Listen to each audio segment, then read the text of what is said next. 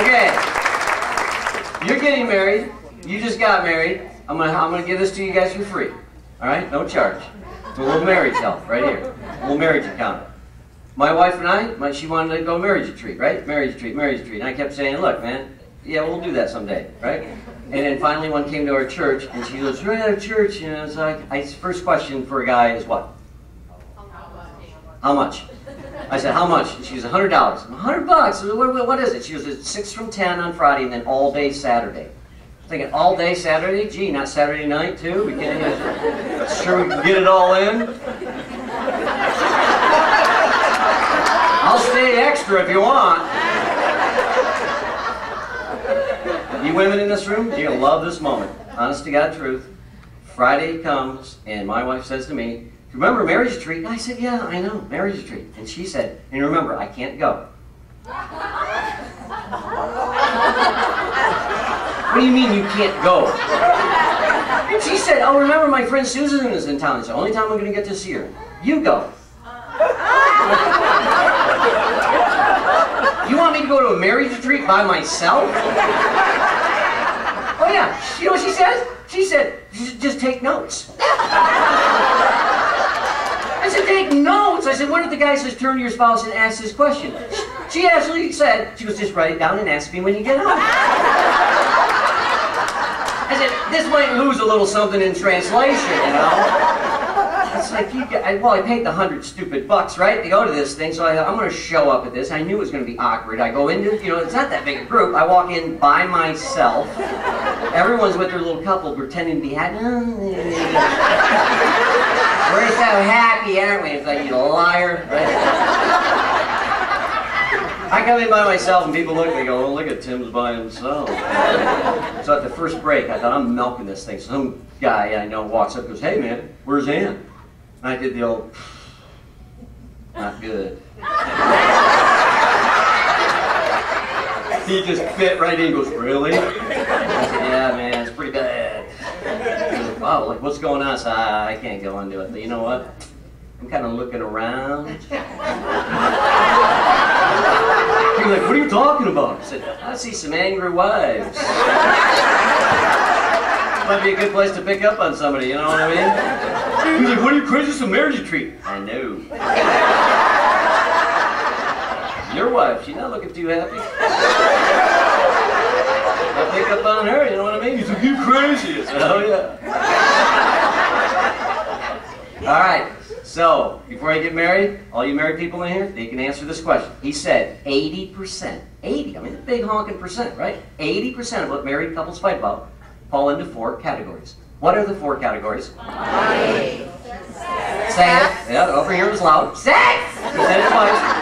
Sex, children, in-laws. In-laws. That was said with tone. Did you hear that? In-laws. No, it's fine, Tim. Just shut up. He said it was in that order. It was money, sex, children, and in-laws. And everybody went, but the boat run? Then he said, this was in our church, he said for a good, healthy sexual relationship in your marriage, you've got to put it on the schedule. I took that note.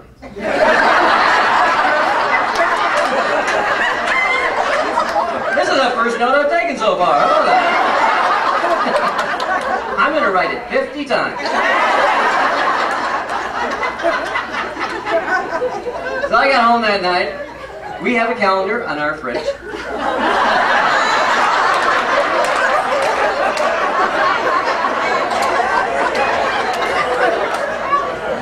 My wife comes home, right? She's all, you know, trying to be nice because she knows that she jammed me on this thing. She was, so how was it? I said, right there. That's how it was. Look at that calendar.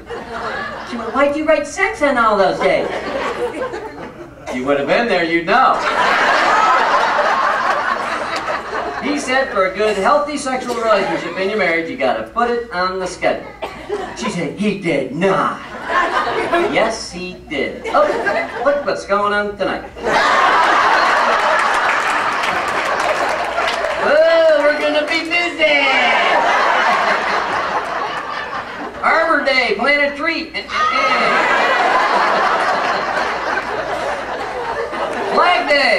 to do with that? Honest to God. First thing she ran into that next day, man, and that marriage would be on Saturday. People said, did he say to put sex on the schedule? And they were like, Told ya. So guys, out in the hall, when you leave, I got calendars for everybody.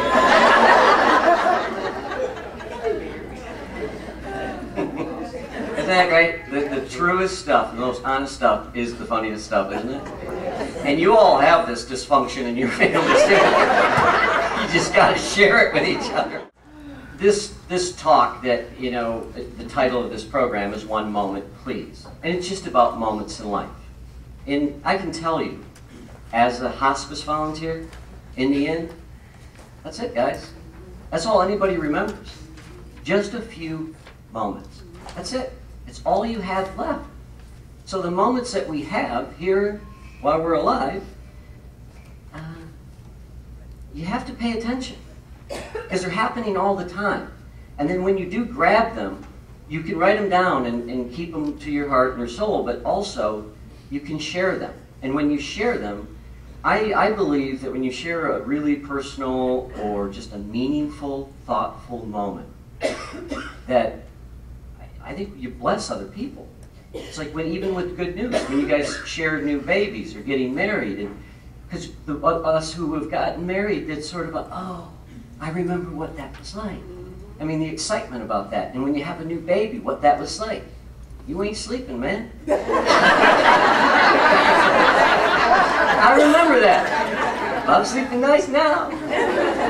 You know, it's those, but it's the moments in life that I'm talking about are really those moments that really, I mean, they stop you in your tracks. And so sometimes you really take a breath. You're just like, ah. And sometimes it's life altering. I mean, it can shift your life. But for you all, you can teach from the moments.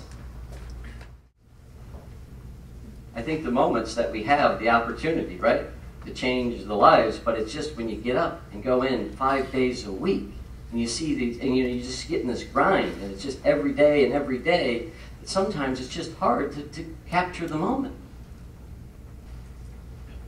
I do a show for an elementary school, and we're sitting there and just outside the office, and all of a sudden, out of nowhere, no one's in the hall. A little kid appears in front of me, and he just takes a crumpled up piece of paper and a chewed up yellow pencil and says, "Sign my autograph." I said, "What? Sign my autograph?" "Okay, you want me to sign my name on this paper?" "Yeah, sign my autograph."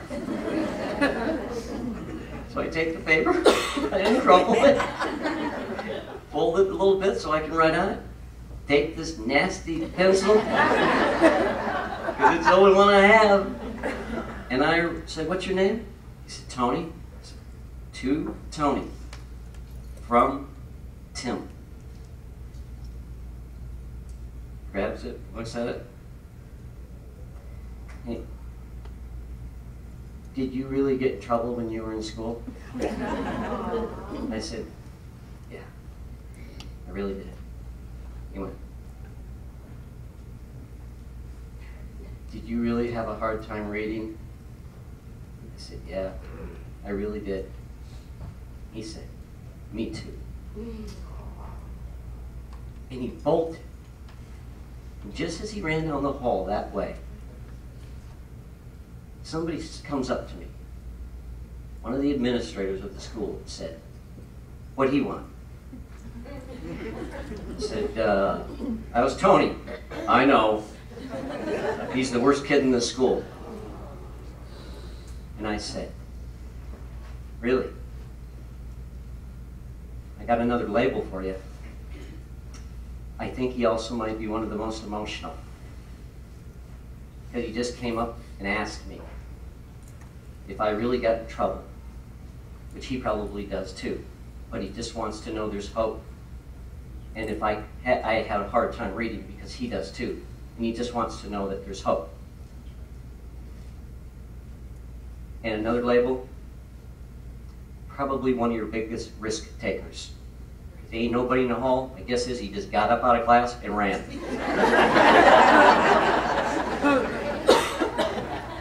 They make good astronauts.